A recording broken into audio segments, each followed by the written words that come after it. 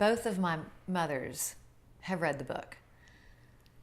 It's interesting the reactions that came from both sides. Both are very valid in their feelings about it, but my adoptive mother read it and didn't speak to me for 2 weeks. And then she wrote a letter to me and mailed it. This is how formal the family is. What was even more interesting is that my mother had Parkinson's disease, so she could not write. She had to type this. And it's a short letter, and it must have taken her half the morning to type it, because with her shaking, it had to be a very deliberate click. And her words were thoughtfully chosen because she couldn't ramble, because she couldn't type. So to get that letter and the thought that went into it was super moving for me.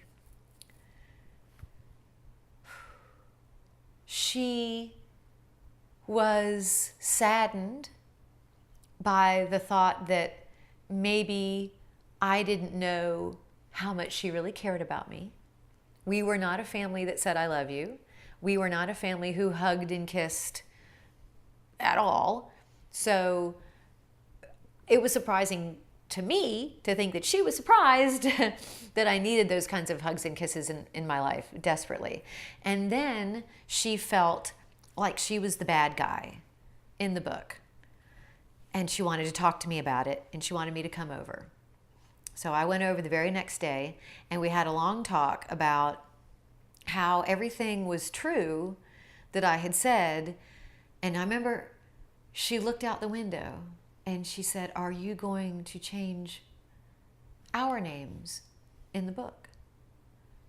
And I said, "No, Mom, if I change your names, then I have to change my name."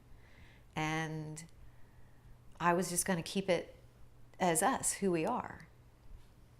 And she looked out the window and she thought, "Well, I guess I'm just going to be really embarrassed when this book comes out, because it's very well written and I know you're going to do well with it."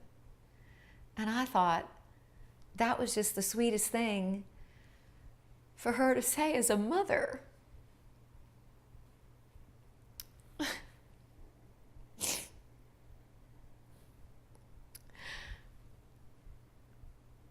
Because I spent my whole life looking for a mother and looking for that one woman who is going to look at me and say, "You're everything I always wanted, and you're just perfect the way you are, and I can't wait to sit around and talk all day about our feelings." And I found that woman, and she gave me a lot of that, so really a lot of that.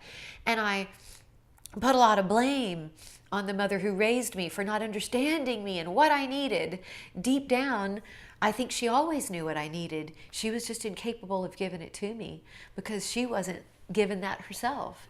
And she didn't know how to open up those floodgates and let me know how much she really cared. But in the end, when the final pages were read, the person who loved me the most because of that book was the person who read it and thought she was the bad guy.